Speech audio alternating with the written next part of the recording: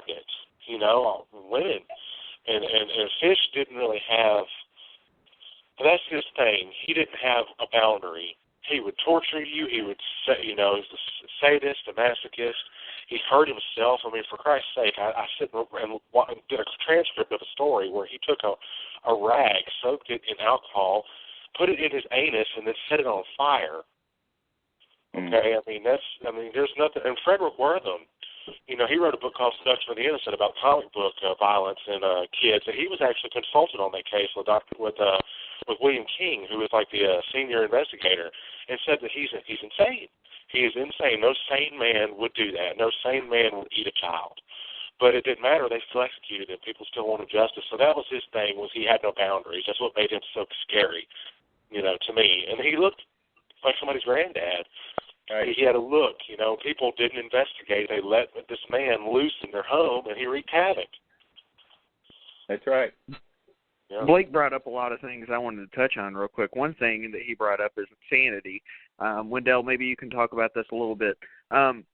Okay, so there's such a thing as criminal insanity, and then the type of insanity where you and I can look at somebody and say, that guy's nuts. You know what I mean? Talk about the difference between the two. Well, I can't go into the medical in depth with that, but a lot of people kind of play the game. So again, the fact that we had a serial killer in D.C. before the shotgun stalker Muhammad was riding around shooting people in the area. About 10 years earlier, we had a guy riding around at 1 or 2 o'clock in the morning shooting people in the head with a sawed-off shotgun.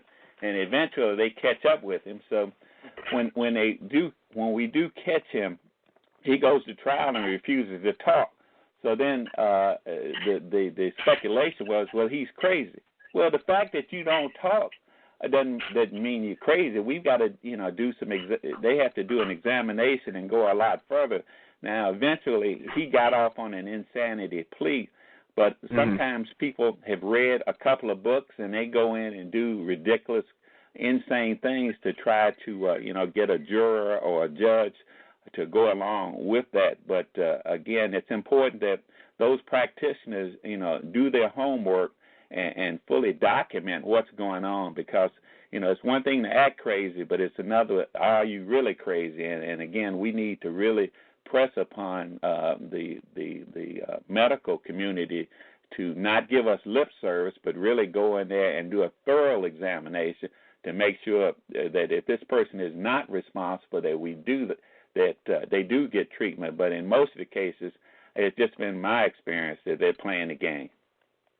Yeah, the things that Albert Fish did, yeah, sure, they were crazy. Ted Bundy did crazy things too, but they both showed that they were in their right mind when they did them because they had planned them, and all those things. And I think that's really the criminal aspect of it as to where the separation is between medically insane and, what we consider insane or criminally insane. There's a difference there. And obviously he didn't fit that criteria, and he got the death penalty.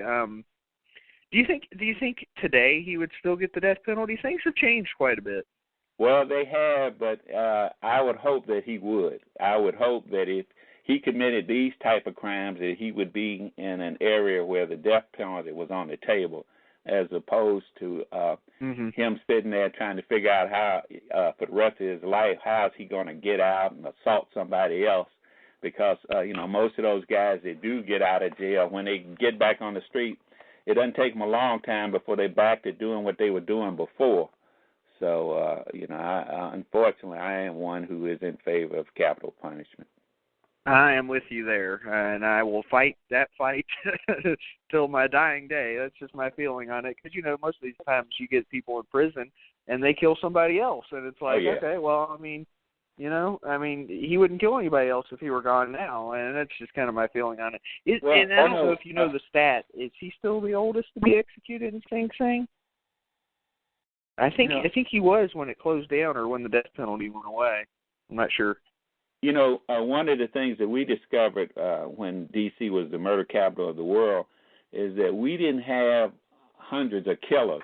We had a group of killers that were doing quite a few murders. Because what kind of stumbled upon is that the more people they kill, the easier it got to them. And the same thing, you can kind of see that with Fish and these other serial killers. You know, when I used to go to these autopsies, and that was one of the things that, you know, if you worked homicide investigations, you had to do. What you come to realize, it doesn't take a whole lot to kill a person. And and these serial killers, once they, you know, get into it, they can't stop. You know, it's just insane. But again, thank God for having law enforcement people and citizens and you know, the science that's out there today, that people are pressing for answers because the truth is out there. And I believe that all these mysteries will eventually unfold. But we have to be diligent, and we as a society cannot ignore these warning signs because they're always present. Mm-hmm. And you know, the one thought I'd like to leave your listeners with is that when it comes to people, places, and things, always check before you trust, and never trust until you check. Let's spend the next few minutes before you head out of here, Wyndell. Talk about your book a little bit. I know you've kind of encompassed that in a lot of the things you've said tonight, but you know, kind of talk to people about what the book's about and maybe where they can get it, things like that. Sure. Well, the easiest place to get my book is at Amazon, and the title of the book is Youvestigate, Youvestigate, Don't Speculate, See What You've Been Missing. And with this particular book, it was designed to improve your investigative and problem-solving efficiency, not only for you, but for people around you, and to give you an opportunity to learn to stop wasting time based on false or misleading information, and to increase your individual and group productivity by conducting investigations that are more effective. See, we waste a lot of time on things that are not true. So, you know, the main thing is never assume anything. That's the number one mistake that investigators make, is we assume things that are not true. And we see it in the news even today. So in the book, I talk about, in Chapter 13, the investigator's toolbox, because these tools need to be in everybody's toolbox, whether you're an investigator or not. And these are some things that you should teach your children in order to make them better prepared for the world, because if they're not prepared, the world is going to be prepared for them, and we don't want to put them in harm's way. You know, I had learned the hard way that about truth. Truth, I have a threefold definition, and I talk about it in the book. Truth is exact and unchanging. Secondly, whenever the truth is modified, it's no longer the truth, it's a lie. And thirdly, and most important, when you can find a lie, it will often lead you right back to the truth.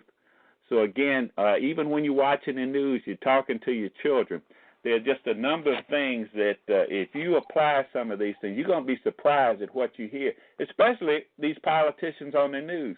The truth doesn't change. And when they interview somebody on the television and they tell one story, and you switch to another channel, they tell a different story, they're lying. Yeah. Because the truth doesn't change. And then when you modify the truth, well, that's not true. It has become a lie. And guess what? When you find a lie, it'll lead you right back to the truth. Because the first thing most people do that's lying, they're going to try to put it on somebody else. Because the one thing liars, schemers, and deceivers, I call them the LSD crowd, the one thing that they're counting on is that you won't check. And again, like I said with Satan, had they checked on him, he had a record. Fish had a record. Dahmer had a record. They all have records, but you can't just believe that, you know, this. If it's too good to be true, that it is true. You need to get a timeout and check with somebody, and don't be a person who makes emotion or speculation fact-based decisions. We need to be people who make decisions based on facts. And if nothing else, get a timeout and ask somebody before you commit a trust to another person, place, or thing. So I think, again, the book can help you whether you're in law enforcement or not. But again, these 20 or 25 things that are always present, that you'll see that whether you look at a solved case or a case that's unsolved, if it's solved, it's present. If it's unsolved, they have not been addressed. There are assumptions that are made that made them look left when they should have been looking right. And last but not least, when I was in charge of the cold case squad, the thing that amazed me the most was just about in 90% of the cases that we solved that were cold cases, the suspect or perpetrator's information was already in the jacket. Well, why didn't we see it then? Well, we wasn't looking at the right things. We were speculating on some things that we had been told, and when the second set of investigators went and reinvestigated, they found out that the things that they were told were not true. And when they confronted the perpetrator about these lies, believe it or not, they often confessed. They would confess and say, hey, I'm glad it's over. I heard that so many times, I just could not believe it. I'm glad it's over. My conscience has been bothering me, and I want to tell somebody about it, because these truth and justice never die. It's always trying to get out, whether it takes 100 years or 1,000. That's why, we always see these cases about, people who are convicted. DNA has released them. Well, if you go back and look, somebody speculated about something that just wasn't true, whereas we need people to be advocates for truth and justice.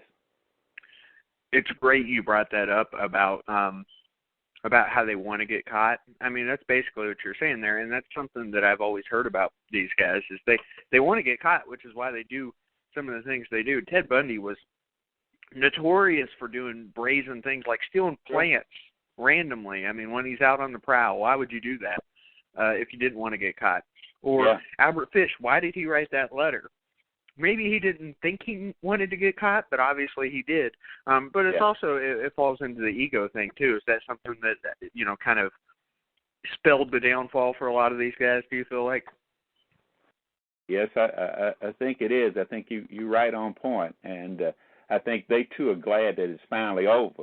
But the thing we used to have to be careful with, they would become so graphic in talking about things that they had done. It's like they were reliving it.